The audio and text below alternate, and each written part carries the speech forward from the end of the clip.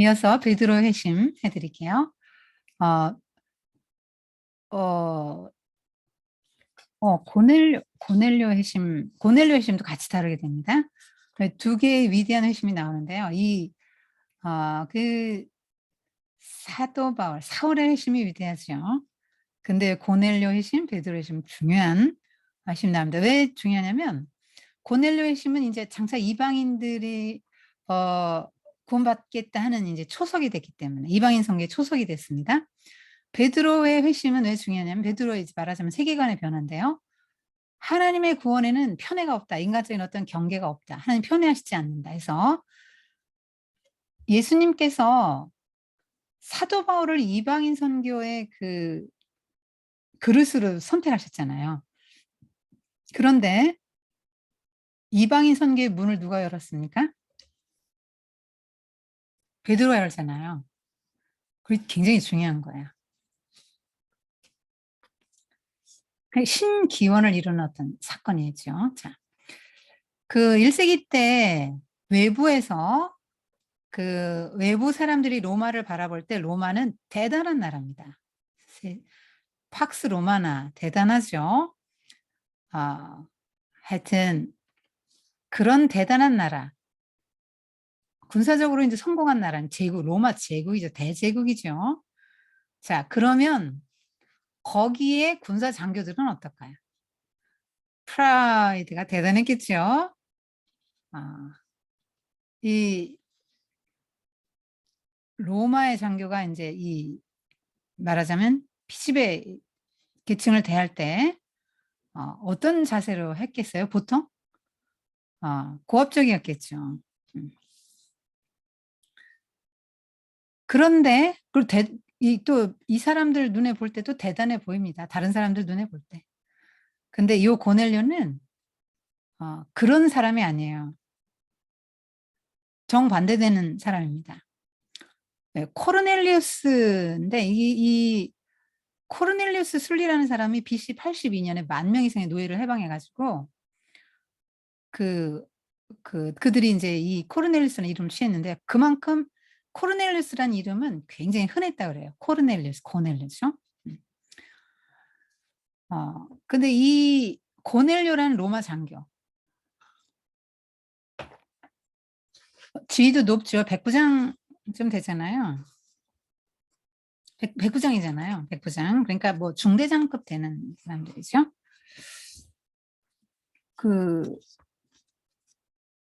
이 고넬료가 이제 회심을 하게 되는데 이거 어떻게 하게 되냐면 베드로가 요빠 해변의 시몬이라는 무두장의 집에 머뭅니다. 지금 시몬 이름이 나오고 그 무두장이라는 직업이 나오는데요. 무두장이가 뭐냐면 그 동물을 잡아가지고 가죽 만드는 사람이잖아요. 갑바치예요. 그러면 조선시대 말하자면 백정이잖아요. 그러니까 어느 사회나 뭐 가죽 제품은 대단히 그 환영을 받지만 이 짐승을 잡아서 뭐 가죽을 만든다, 짐승을 잡는다 이런 사람들은 좀 천하게 여기지 않았어요? 그런데 이제 그 베드로는 그 바리새인은 아니었기 때문에 그렇게까지 심하게 왜냐하면 동물을 잡으면 맨날 죽은 시체를 만지잖아요. 그러니까 부정하다 해서 사람들이 안 만나는데 베드로는 그런 건 좀 넘어선 사람 같아요. 여기서는 그런 정도는 넘어선 것 같아요. 그런데 이 6시 기도 시간에 기도할 때 그 유대교 때 그 습관은 계속 갖고 있는 거죠. 하늘에서 그 보자기 같은 게 내려오는데 네 귀퉁이를 땅에 맸다 그랬죠. 하늘에서 내려왔어요.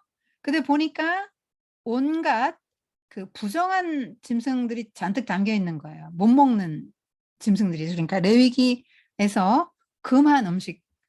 이게 여기 육식기도 시간이면 난 12시예요. 되게 배가 고플 때예요.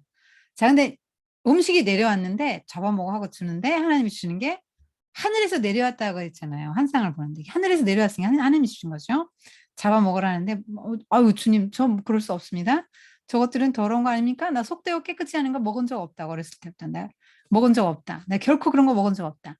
에스겔도 그러잖아. 이거 먹어 하니까 아우 이렇게 부정한 음식 제가 어떻게 먹습니까? 그러잖아요. 이 베드로도 어렸을 때부터 요 이렇게 쭉 그 음식 규례를 지킨 사람이라는 걸 알 수 있겠죠. 그런데 주님이 뭐라고 하시냐면 내가 깨끗하게 한 것을 더럽다고 하지 말라, 속되다고 하지 말라는 거죠. 그리고 하늘로 다시 올라갑니다, 보재기가. 그 베드로는 이 의미가 뭘까 하고 굉장히 머리가 혼란스럽죠. 근데 3번을 반복합니다. 보재기가 내려왔다가 음성 들렸다가 올라가고 이 3번을 반복. 3은 뭐예요? 완전수잖아요. 하나님의 숫자잖아요. 그러니까 하나님이 하시는 말씀이라는 거, 하나님이 주시는 어떤 메시지라는 거예요. 그러니까 그 하나님이 주시는 메시지 이게 뭐지 하고 있는데 그때 고넬료의 집에서 보낸 종들이 오는 거야. 그래서 이제 고넬료에게 먼저 천사가 나타났죠. 고넬료가 제 9시 기도 시간에 기도했잖아요. 9시. 그럼 오후 3시예요.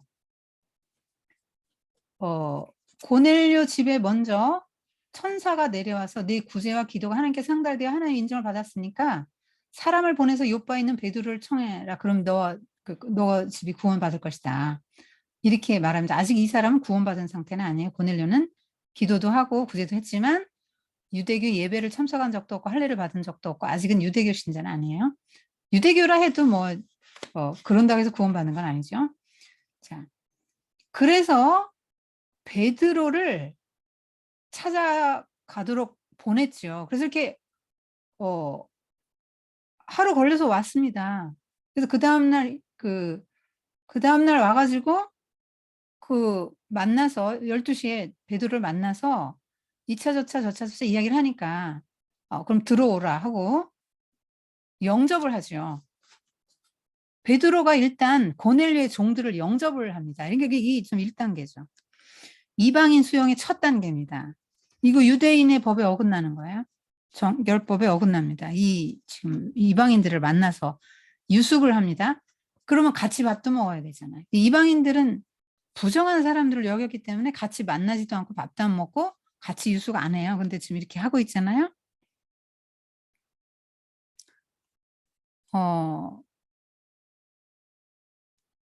근데 그게 무엇을 의미할까 하고 환상을 생각하는데 성령께서 말씀하시죠. 가라. 이 사람들 따라 가라. 이렇게 말씀하십니다.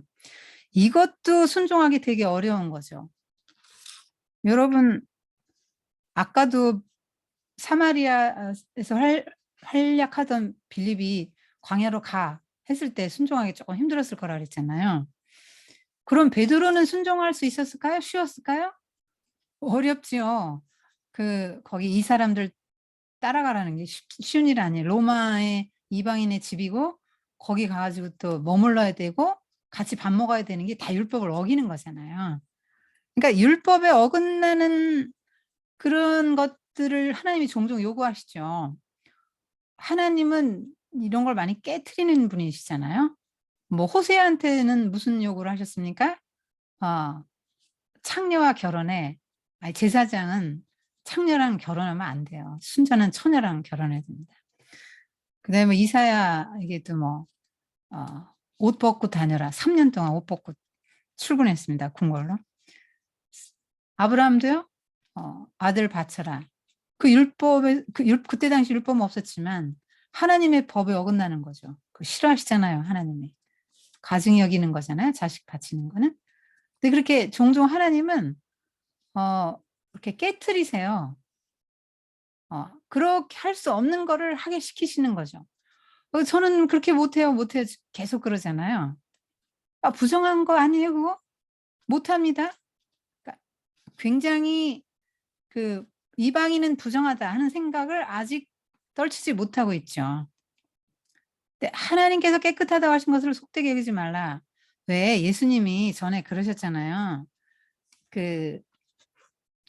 제자들이 이렇게 밀 비벼 먹고 안 씻은 손으로 먹고 막 이렇게 할 때 바리새인들이 트집 잡았는데 바리새인들에게 예수님이 그러셨잖아요. 딱 음식은 입으로 들어가서 뒤로 나오는 거지. 그 음식이 더럽진 않다. 하나님이 다 깨끗하게 하셨다. 더러운 건 니들 마음이지. 인간의 마음이 더러운 거. 이렇게 말씀하셨잖아요. 그래서 이게 뭐냐면 하나님이 깨끗하다고 하셨다. 이 얘기는 뭐냐면 그때 당시 이방인 선교가 걸림돌이잖아요. 이방인은 부정하다고 생각되는 한 절대 전도를 할 수가 없어요. 그리고 한 식구가 될 거 아니에요. 교회에서 만나는데 그럼 같이 밥도 먹고 얘기도 하고 교제도 해야 될 거 아니에요. 그런데 이방인, 니들은 죄인이고 더럽고 부정하고 이러면 전도도 안 되고 전도 뭐 해서 왔다 해도 식탁 교제가 안 되는 거예요. 그러니까 이게 틀이 아직 안 깨진 상태입니다. 그런데 베드로도 얼마나 충격적이었겠어요. 이게 쇼크란 말이에요. 이게 받아들여지지가 않는 거예요. 이게 너무 굳은 생각이잖아요. 그래서 힘듭니다. 근데 이제 성령께서 가라 하니까 이제 순종해서 가는 거죠. 예. 그러니까 예수님께서 하신 이 하늘에서 환상 보여주시고 또 예수님께서 말씀하신 것들을 보면은 율법은 이제 폐지되는 거예요. 그러니까 정결법 율법이잖아요. 근데 하나님이 깨끗하다고 하셨다, 속되지 않다 하면 레위기의 그 음식법이 이제 무효가 되는 거잖아요. 율법 폐지입니다. 그래서 성전도 폐지, 율법도 폐지 이렇게 되는 거죠. 기독교에 와서는. 복음은 이방인과 교제해라 이렇게 말씀하시는 거죠. 이방인도 구원하고 이방인과 교제해라. 요거 음식 교례 안 깨면요 이방인 전도 못하고 한 교회에서 같이 식탁 교제 못하거든요. 그래서 이건 넘어서야 될 부분인 거죠. 근데 이거를 넘어서는데 이방인의 전도할 그릇으로 선택한 사도 바울을 선택하지 않으시고 베드로 유대인 유대인들을 위한 부름받은 베드로를 먼저 하나님이 선택하셔서 이방인 선교에 문을 여셨다는 거죠, 지금. 자, 그때 당시 뭐 베드로뿐 아니고 많은 유대인들이 다 이런 이방인에 대한 편견을 가졌는데요. 편견이 뭡니까? 편견. 사실을 알기도 전에 마음을 딱 정해버리고 어떤 사안에 대해 속단하는 거죠. 치우칠 편자거든요. 치우쳐서 본다 이거예요. 제가 이제 어떤 분의 메시지를 계속 받으면서 그분이 이제 이 사람은 어떻고 저 사람은 어떻고 막 이제 얘기를 하는데 제가 그분 걸 이렇게 쭉 메시지를 보면서 이분은 어떤 편견을 갖고 계신 분이구나. 그러니까 이 사람이 이렇기 때문에 나쁜 사람이 이 사람이 이렇기 때문에 나쁜 사람이 이 사람이 이렇기 때문에 나쁜 사람이에요. 이렇게 쭉 얘기를 하시더라고요, 저한테. 그 이제 그거 하나만 본 거잖아요. 그 한 개만 본 거거든요. 그러니까 그게 편견이에요. 이거 하나 보니까 넌 나쁜 사람 이렇게 된 거죠. 그래서 어떤 권사님들이 일단의 권사님들이 뭐 한두 명 자기 교회 권사님이 좀 뭐 마음에 안 들어서 막 자기가 권사가 어떻게 그런가 싶어서 인터넷에 올리려고 그랬더니 아니 전신지 권사님도 권사님이세요? 그렇다면 또 생각을 달리 해봐야 되겠네 이렇게 또 얘기를 하시더라고요. 그러니까 권사인데 어떻게 저런 말을 저 권사는 나쁜 권사 이게 하나만 봐가지고 그런 거잖아요. 그게 편견이잖아요. 근데 이 편견을 그분만이 아니고 저뿐만 아니고 여러분 다 갖고 계세요. 지금 베드로도 편견을 갖고 있는데 편견이 깨지는 과정인 거예요. 이게 자아가 깨지는 과정인데 이게 자아가 무너지는 과정이죠. 내가 이게 옳다고 생각된 내 신념, 종교적 신념 막 이런 게 이렇게 무너지는 과정이잖아요. 깨지고 이게 아파요. 힘들어요. 이게 쉽지 않단 말이에요. 그래서 베드로는 상당히 지금 어려운 시간을 갖고 있는 것입니다. 자, 그래서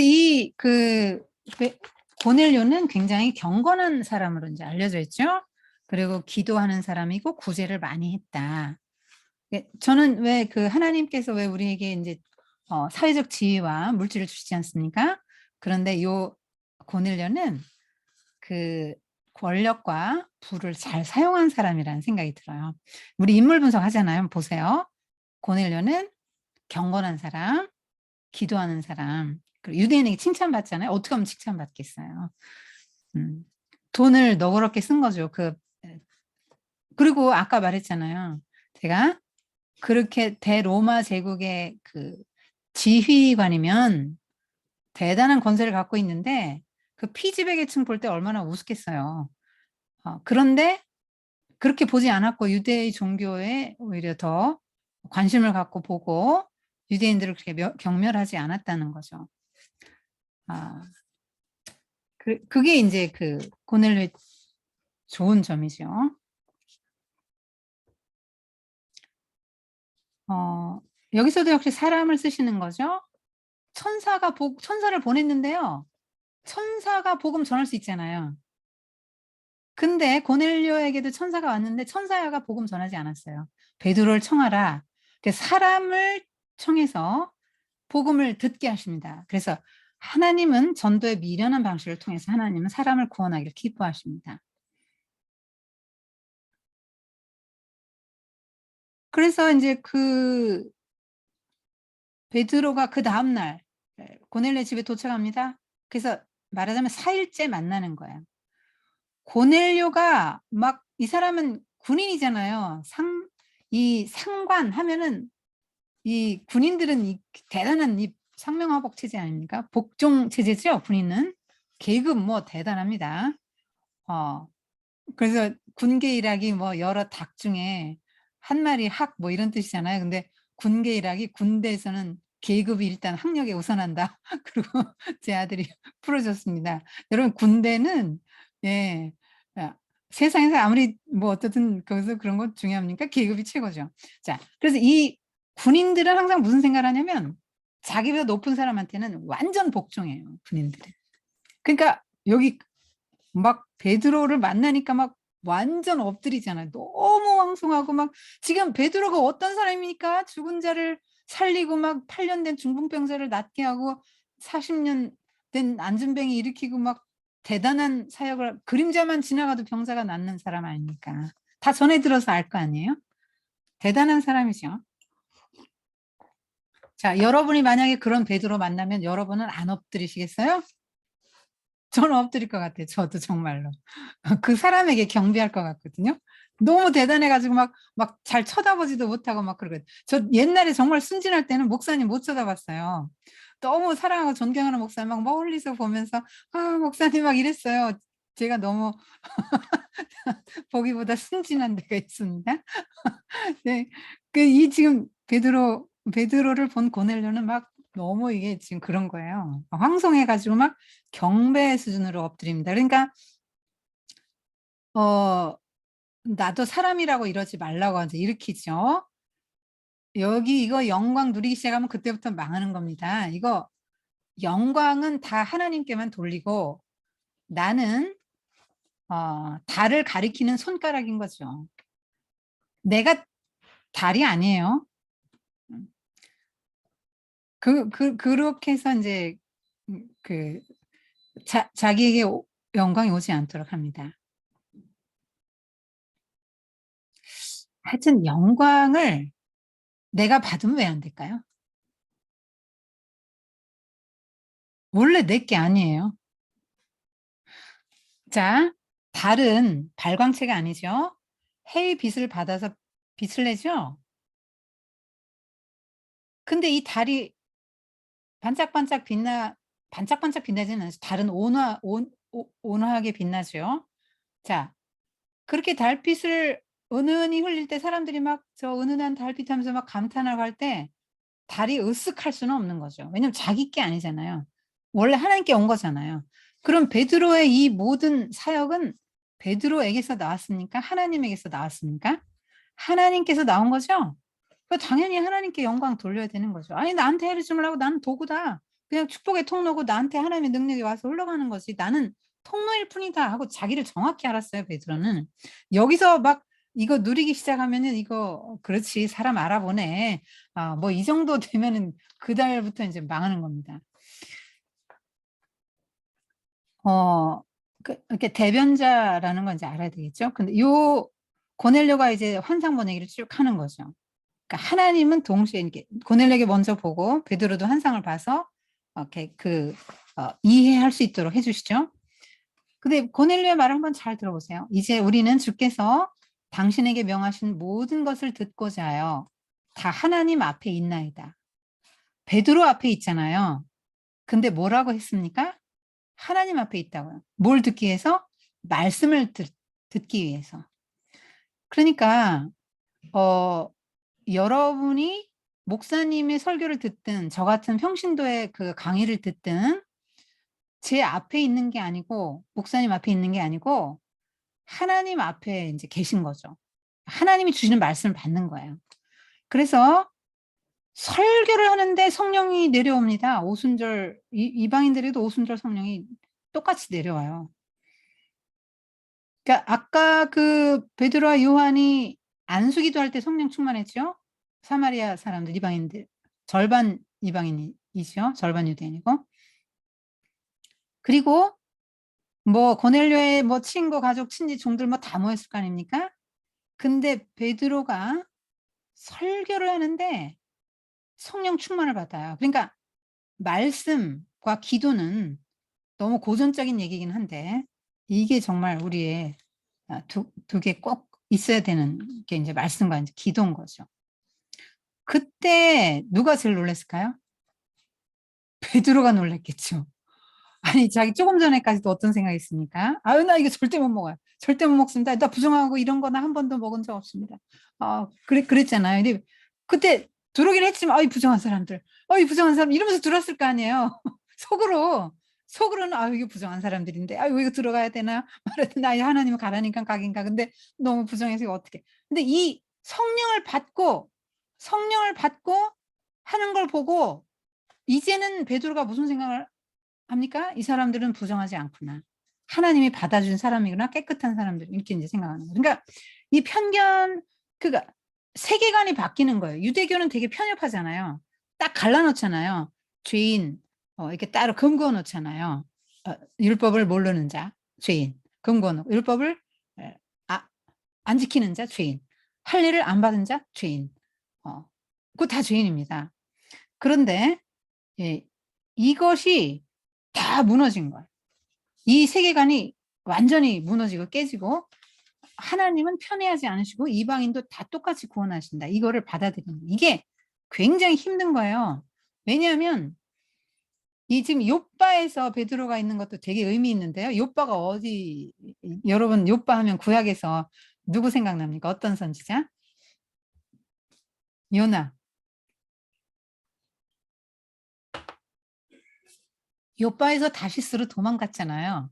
그러니까 그 욥바는 요나 한번 생각해 보세요. 아수르 저런 잔인한 민족, 저런 이방인들, 저런 악한 족속들에게 어떻게 하나님이 은혜를 주신다고 한단 말입니까? 난 절대로 그거 동의 못 합니다. 그리고 이들은 나쁜 사람하고 그 악한 사람, 저들은 천벌받을 사람, 하나님의 그 진노의 심판을 받을 사람 이렇게 딱 금 그어 놨잖아요. 그래서 욥바에서 도망간 데가 도망간 장소가 욥바입니다. 요나도 자기 그 세계관이 안 깨졌잖아요. 왜냐하면 자기들은 일찍부터 율법 받았잖아요. 선민으로 선택받았고 일찍 율법을 받아서 율법을 지키고 하나님 뜻대로 사느라고 죽을 고생했다고 스스로는 생각해요. 물론 하나님의 눈을 볼 땐 맨우상숭배 했지만 스스로는 율법을 받았고 율법을 지켰다고 생각을 했는데 이렇게 오랜 세월 율법을 받아서 지키고 선택받은 우리하고 저런 율법도 못 지키고 율법도 모르고 할례도 안 받은 저 사람하고 동등하게 은혜를 주시면 이게 말이 됩니까 이게. 이게 공정합니까 하나님? 이렇게 하면서 요나가 그걸 인정을 못 했는데요. 베드로 입장에서도 그런 거죠. 이게 굉장히 이게 놀라운 쇼킹한 거예요. 그러니까 당연히 이게 인제 예루살렘 교회에서 문제가 돼서 인제 문책당하죠 베드로가. 그런데 뭐 그때 그 증인이 많잖아요. 6 명인가 데려갑니다. 증인이 많아요. 동행한 6 명을 데려갔기 때문에 이게 거짓말이 아니라는 거를 인제 이게 뭐 베드로도 한 상 받지 나도 한 상 받는데 이게 똑같은 걸 받고 그리고 내가 '이게 뭘까?' 하고 있을 때 성령님이 따라서 "가라." 해서 나는 하나님의 성령에게 순종한 것뿐이다. 어 그들도 똑같이 세례 받더라. 뭐 우리가 오순절날 성령 받은 것처럼 그들도 똑같이 하나님 선물 받았는데 내가 누구인데 하나님을 능히 맡겠느냐. 그러니까 할 말이 없는 거죠. 그리고 하나님께 영광을 돌리며 아 그러면 하나님께서 이방인에도 생명 없는 회개를 주셨구나. 이것도 되게 성숙한 거죠. 여기서 문제 해결 방법을 하나 우리가 또 봐야게 되는데요. 어떻게 문제를 해결하죠? 이게 이방 그동안 율법을 쭉 지켜온 사람들이 이방인은 부정하다고 생각해서 안 만나야 되는데 만났단 말이에요, 베드로가. 그리고 거기서 유숙을 했죠. 고넬료가 "아유 우리 집에 더 계시다." 그러면 며칠 동안 유숙했으니까요. 그들과 함께 밥 먹었잖아요. 그러면 이게 보통 문제가 아니잖아요. 유대교 지금 유대 할례파 기독교인들은 할례를 꼭 받아야 된다. 유대교에 좀 경도된 기독교인들 눈으로 볼 때는 이거 보통 문제가 아닌 거예요. 그러니까 문제가잖아요. 근데 "무슨 일인지 한번 들어보자." 이렇게 말한 거죠. 그러니까 이야기를 들어야 되는 거예요. 물어봐야 됩니다. 질문을 하세요, 문제 해결을 위해서는. 그러니까 넘겨짚잖아요, 우린 되게. 넘겨짚고 매도하고 정죄하고 편견을 갖잖아요.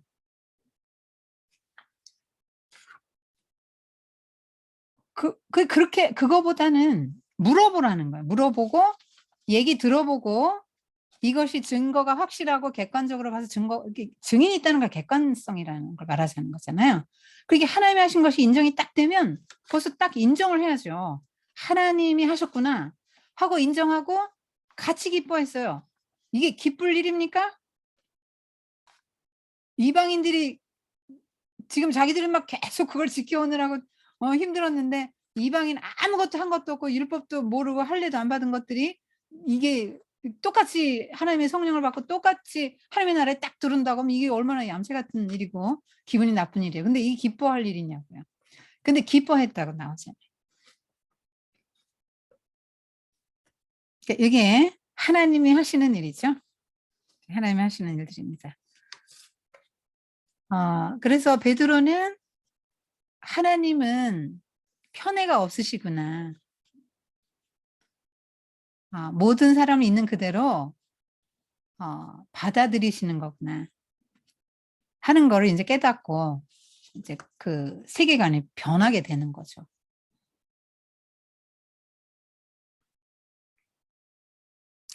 그리고 정말로 고넬료를 왜 천사가 복음을 전하지 않고 그 베드로를 불러 가지고 막 설교를 하게 하고 세례를 받게 하고 그런 일들을 했냐 하는 거죠. 성령 받게 하는 그런 걸 왜 했냐 보여주고 싶은 거예요. 어떻게 하면 우리가 구원을 받는가? 어 제가 지난번에 말씀드린 적이 있는데요. 우리가 이 모습 이대로 주여 날 받아 주소서. 이거 찬송가 때문에 '하나님은 내가 이래도 다 받아 주실 거야.' 이렇게 여러분이 생각하신다 그랬죠? 여러분이 죄 가운데 있고 또 10년 20년 30년 지나도 하나도 변화도 안 되면서 '하나님이 나를 받아주실 거야. 이 모습 이대로 받아주시는 하나님.' 이렇게 생각하면 안 된다 그랬죠. 그러니까 있는 그 모습 그대로 우리를 초대는 하시지만 그 초대에 응한 사람은 어떤 과정을 거쳐야 됩니까? 회개, 용서받고 세례받고 성령 받는 이 과정을 통해서 완전히 하나님의 백성이 된다고 말하고 싶은 거죠.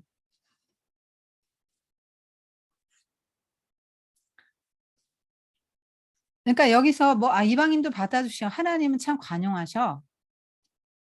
이게 아니라, 이게 아니라 유대인은 지금까지 선민으로서 어떤 특권적 지위를 줬는데 그 지위를 잘못 감당해서 너희들이 인제 지위를 잃는다 하는 것이 하나 들어 있고요.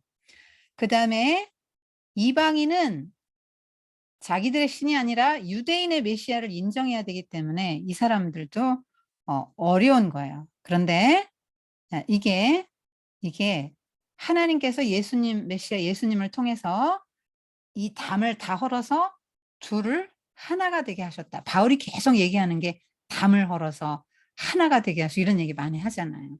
그래서 하나님의 나라 백성은 그냥 되는 게 아니고 회개를 해야 되고 죄 사함을 받아야 되고 말씀을 설교를 통해서 이렇게 성령을 받아야만 하나님 나라 백성이 되는구나 하는 걸 베드로도 보고 배워가는 거예요, 지금. 근데 이 과정이 없으면 어떻게 됩니까? 이 기독교가 유대교인으로 귀화해라. 할례 받고 율법 지키고 음식 규례 다 지켜. 그래야 구원받는다. 이렇게 됐을 거예요. 유대교에서 나왔잖아요, 기독교가. 그러니까 이 이방인의 요것이 담이 무너지지 않았다면 기독교도 유대교의 한 분파로 그렇게 갔을 거라고요. 그러면 여러분 뭐 할례 받아야 되고 유대교 율법 음식 정결법 막 다 지켜야 되고 골치 아파서 누가 예수 믿습니까? 믿을 사람이 없죠. 예. 그래서 이렇게 할례 받지 않은 이방인이 말씀을 듣는 가운데 성령을 받고 하나님의 성령을 받아서 구원받았다는 증표잖아요.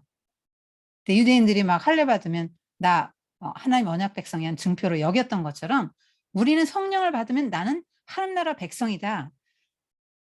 내게 하나님의 영이 계시면요.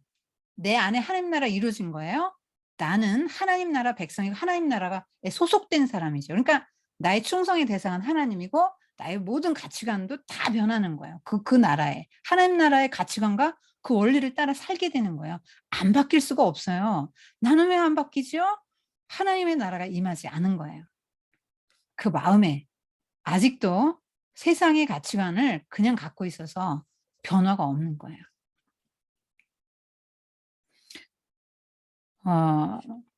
이 베드로 연설의 핵심이 뭐냐면 하나님이 하셨다는 거예요. 하나님이 참 편애하시지 않는구나. 하나님이 하나 되기를 원하시는구나. 이런 설교를 하는 거예요. 하나님은 참으로 각 사람의 성품을 존중하고 그 일을 판단하시고 각 나라 중 하나님을 경외하여 의를 행하는 사람 하나님 받으시는 줄 알았다. 이렇게 하잖아요. 그러니까 편애하지 않는다는 게 뭐예요? 그동안 이스라엘 사람들만 편애하는 것처럼 느껴졌잖아요. 그죠? 선민이니까. 모든 나라 민족 중에서. 근데 인종적, 지리적, 문화적, 도덕적 어떤 장벽도 없이 모두에게 다 하나님의 은혜를 주시고 용서를 주시고 성령을 부어주시고 새 생명을 주신다는 이런 얘기가 되는 거죠. 이거를 베드로가 깨닫고 자신을 이제 비판하고 신문하는 사람들에게 변증하면서 그들도 이거를 이제 세계관이 이제 바뀌게 되는 거죠. 이렇게 누가는 계속 반복해서 이거를 쓰고 있습니다. 베드로가 있었던 일을 말했다 이렇게 쓰지 않고 또 말하고 또 말하죠. 사도 바울도 막 회심한 거 또 말하고 또 말하고 또 막 3번 나오잖아요. 사도행전에. 천사의 말을 한번 주목해서 볼 필요가 있는데요. 베드로가 전하는 메시지를 듣고 그 가족이 구원받을 거라고 말하거든요. 그러니까 고넬료는 이미 하나님을 경배하고 있었잖아요. 구제도 많이 하고 그랬는데 기도도 많이 했잖아요.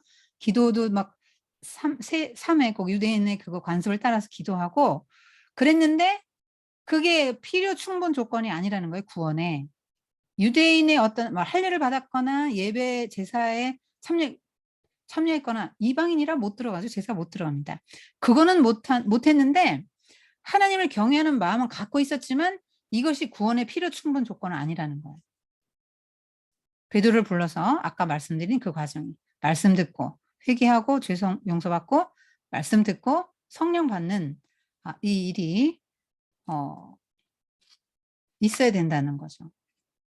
이 사람들이 성령 받았을 때 무슨 일을 했을까요? 오순절날도 하나님의 큰 일을 얘기했다고 그랬죠. 그러면 고넬료 가족들이 한 말은 뭘까요? 역시 하나님을 높이는 일, 하나님이 큰 일을 하시는 거, 하나님을 높이는 찬미를 했겠죠. 그러니까 유대인과 다를 게 없이 똑같이 받으니까 너무나 이제 놀랬겠죠. 이것이 구약에서부터 쭉 얘기되었던 거예요. 아브라함에게 주님이 뭐라고 하셨습니까? 하나님께서 열방의 복의 근원이 될 거라고 했죠. 네, 이사야도 그런 거 말했고요. 말라기 1장 11절에도 나옵니다. 만군의 여호와가 일어나라. 해 뜨는 곳에서부터 해 지는 곳까지 이방 민족 중에서 내 이름이 크게 될 것이라.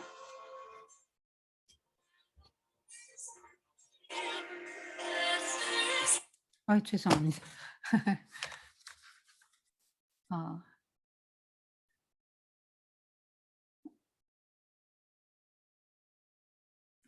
그래서 고넬료가 구원받는 것도 중요한 방법이고요. 그다음에 하여튼 하나님은 베드로는 이 장면을 보면서 뭐라고 하냐면, 이 성령 받는 장면을 보면서 예수님이 승천하시기 전에 마지막 순간에 요한이 물 세례를 주었던 것처럼 그들에게 성령 세례가 임할 것이라고 하신 말씀이 기억났다. 이렇게 말합니다.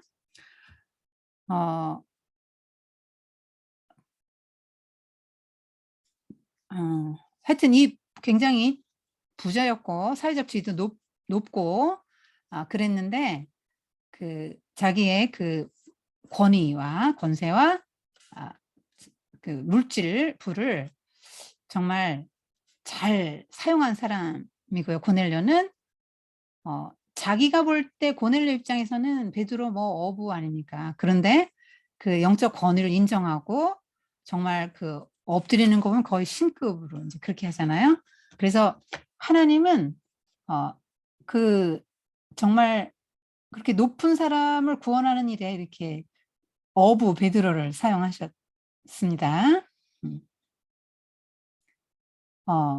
베드로는 너무나 이제 귀하게 쓰임 받은 거죠. 자, 그다음에 이제 헤롯 죽음 간단히 말씀드리고 끝낼게요.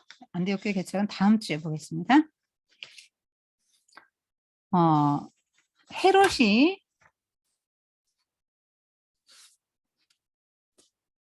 헤롯 대왕의 손자 아그리파 1세가 야고보를 죽입니다. 그러니까 베드로와 형제인 야고보예요. 12제자 중에 예수님 동생 야고보도 있는데 예수님 동생은 사도는 아니에요. 그러니까 12사도 중에 한 명이죠. 야고보는 첫 순교자입니다. 그런데 이 야고보의 죽음을 유대인들이 너무 기뻐해요. 대제사장을 비롯해서 얼마나 기뻐했겠어요.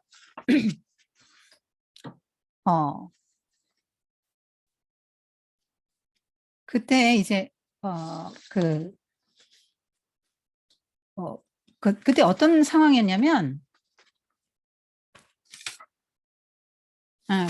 그래서 야고보를 죽인 다음에 너무 기뻐하니까 이 사람이 이제 내친 김에 헤롯 아그리파 1세가 베드로까지 이제 잡아옵니다. 근데 이 헤롯 1세가 아그리파 1세가 베드로는 투옥을 해요. 즉시 안 죽입니다. 야고보는 잡아오자마자 처형했는데 이제 좀 둡니다. 왜냐하면 소요가 일어날까 봐. 이때 무교절이잖아요.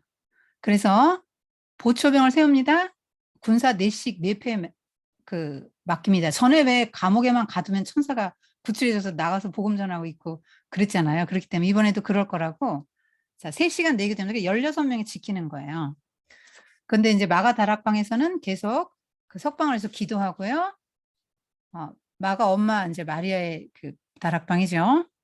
근데 베드로는 쇠사슬에 매어 누워 자고 있는데 하나님이 천사를 보내시죠. 그래서 막 광채 나는 천사가 환히 비치더니 베드로 옆구리를 발로 찹니다. 빨리 일어나라고. 그래서 겉옷 입으라고 그러면서 날 따라오라. 꼭 막 출애굽하는 장면을 연상시켜요. 이 말들도 그렇고요. 전날 밤에 막 급히 일어나라. 겉을 거 따라오라. 이렇게 출애굽하는 거랑 비슷합니다. 구원합니다. 무교절에 구원하죠. 이 야고보는 구원하지 못했는데 베드로를 구원해서 더 살려주신 이유는 알 수 없습니다. 하나님이 하시는 일은 너무나 다양해서 우린 이해할 수는 없습니다. 그래서 결박도 다 풀고 분명히 보초들은 지키고 있거든요. 교대로. 그런데 이들은 지키고 있는데 문이 싹 열리고 천사를 따라 베드로가 나가오는데 이 보초병들은 모르고 그냥 서 있는 거예요. 눈을 가려주시니까 하나님이. 그래서 막 마가의 다락방으로 베드로가 갔죠. 그래서 막 문을 두드리니까 지금 이 사람들은 안에서 막 합심기도 하고 그냥 베드로 풀어달라고. 근데 로데라는 계집종이 이제 나옵니다. 어린 계집종인데 나 베드로다 문 열어라 이러니까 누구세요? 그러니까 나 베드로다 문 열어라 그랬겠죠. 그러니까 너무 놀라가지고 문을 열 걸 까먹습니다. 그리고 막 가가지고 막 열심히 기도하니까 이제 베드로 왔다고. 그러니까 너 미쳤다. 그러면서 안 믿어요. 왜 안 믿죠? 계집종의 말이니까 어린 계집종 무시하니까 안 믿는 거죠. 네. 그리고 기도는 또 하고 있잖아요. 기도는 하는데 기도가 응답되니까 안 믿어요. 이게 너무나 좀 아이러니한 재미난 장면입니다. 그래서 그러면 베드로가 아마 그러면 죽었고 그게 천사인가 보다 이제 이렇게 말합니다. 이렇게 죽으면 수호 천사가 뭐 그런 이제 수호 천사가 뭐 있다 이렇게 뭐 수호 천사가 이제 그 죽음을 알려준다 뭐 이렇게 사람들이 알기 때문에 이렇게 이제 사람들이 인식을 하는 겁니다. 베드로가 이제 계속 문을 두드렸든지 이 사람들이 열어서 사람들이 얼마나 놀래고 막 웅성거렸겠어요. 그러니까 막 손짓을 조용히 이러잖아요. 그만큼 이제 슬렁거리고 시끄러웠다는 놀래가지고. 그래서 하나님께서 나를 어떻게 여기에서 이끌어냈나는 걸 간증하고 이제 피신합니다. 근데 이거는 마가 요한의 엄마 마리아의 다락방에서 간증했기 때문에 마가 요한이 전해 들었겠죠. 그걸 이제 누가한테 말해줬을 겁니다. 그래서 이 일이 소상하게 여기가 좀 나오는 거죠. 근데 야고보를 죽였던 그 헤롯 왕은 이제 베드로는 거의 이 선에서 이제 끝나고 그다음에 더 베드로 얘기는 많이 나오진 않습니다. 이제 헤롯 아그리파 1세는 두로와 시돈의 쌀을 공급했는데요. 두로와 시돈 사람들하고 이제 무슨 일인지 좀 아주 굉장히 분노했습니다. 헤롯 아그리파 1세가. 그래서 쌀 공급을 끊어버립니다. 그러니까 두로와 시돈 사람들은 여기서 식량이 안 오면 어려워요. 그래서 이제 로비를 합니다.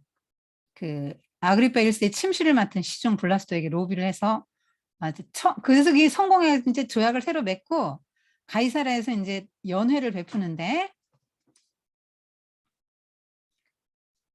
이 헤롯이 은실로 짠 옷을 입었어요. 그때 당시 이제 이 황제들과 왕들은 되게 사람들이 자기를 신으로 알아주길 원했거든요.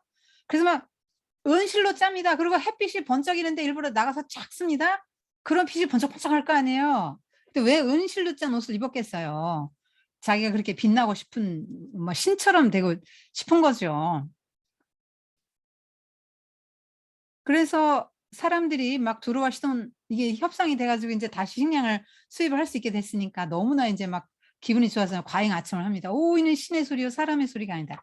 그러니까 헤롯 왕이 연설하니까 과잉 아첨을 합니다.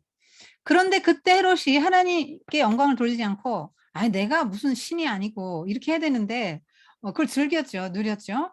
내가 신이지. 뭐 옷도 은실로 짠 거 일부러 입고 나왔잖아요.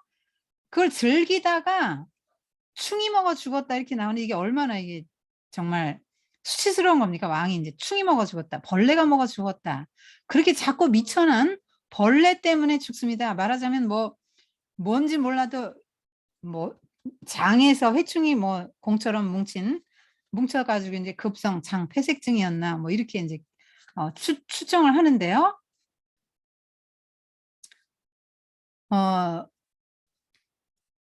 이 헤롯이 정말 죄의 심판을 받는 장면이에요.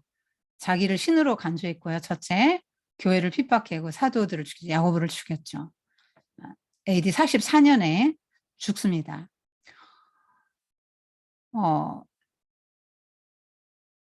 이게 세상의 왕이죠. 세상의 왕. 그리고 세상의 왕은 이렇게 죽습니다. 그런데 하나님 말씀은 이렇게 점점 커져갔다고 나오잖아요. 하나님의 나라는 망하지 않아요. 세상의 나라 왕은 이렇게 하나님의 심판을 받죠. 자, 이렇게 굉장히 높은 자리에 올라간 사람, 이렇게 헤롯 아그리파 1세처럼 이렇게 올라간 사람을 하나님이 정점에서 팍 떨어뜨리죠. 이래서 이것이 하나님이 역사의 주관자시라는 걸 보여주는 거죠. 그래서 세상 사람들이 뭐 대단해 보여도 부러울 건 없습니다. 어, 풀에 풀처럼 배임을 받을 거라고 행악자를 인하여 특이하지 말라고 이제 나오잖아요. 시기하지 말라고, 불평하지 말라고 나오죠. 그들은 세상에서 잘 되지만 결말을 봐야 된다. 이렇게 성경이 말하고 있죠. 자, 하나님께 영광을 왜 돌려야 되고 왜 인간이 영광을 받으면 왜 안 됩니까? 내가 영광을 받아서 신이 되면 그 사람 하나님 나라에 들어갈 수 있습니까? 지옥에 갑니다. 그래서 교만하면 안 되는 이유가 뭐예요? 교만해서 영광을 받아 내가 하나님의 자리에 올라가 있으면 안 되는 이유가 뭡니까?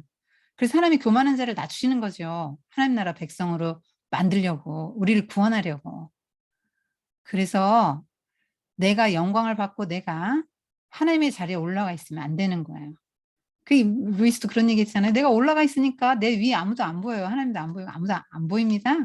다 내 밑에로만 보이고 다 내가 그 사람들은 이제 결함만 보이고 흠만 보이고 형편없어 보이고 나보다 다 형편없어 보이게 되는 거잖아요. 그게 이제 내가 높은 자리에 있는 거죠. 그래서 하나님이 우리에게 부끄러움을 당하게 하고 어려움을 당하게 하고 이렇게 우리를 낮추실 때 굉장히 기뻐해야 돼요. 우리를 하나님 나라로 들여보내시려고 하는 거기 때문에. 그래서 우리가 이걸 기억해야 되겠죠. 푸른 마르고 꽃이 시들면 이사야서 8장 여호와의 기운이 그 위에 불미라 이 백성은 실로 풀이로다. 푸른 마르고 꽃은 시든 우리 하나님 말씀은 영원히 서리라. 그러니까 그 하나님 나라는 땅에 심겨진 어떤 씨앗처럼 굉장히 눈에 보이지도 않고 조용하고 뭐 언제 자라나 모르죠. 그렇지만 이렇게 자라가고 세상의 왕은 하나님께서 때가 되니까 이렇게 데려가심으로 이렇게 비참한 죽음을 맞게 하심으로 하나님의 통치하심을 보여주시는 것입니다. 세상의 왕들은 예수님이 왕이시니까 하나님 나라가 이 땅에 임하는 걸 싫어하죠. 자기만이 왕이 되고 싶은 거죠. 부디 우리가 왕의 자리에서 내려와야 되겠습니다. 기도하겠습니다. 주님 감사합니다. 오늘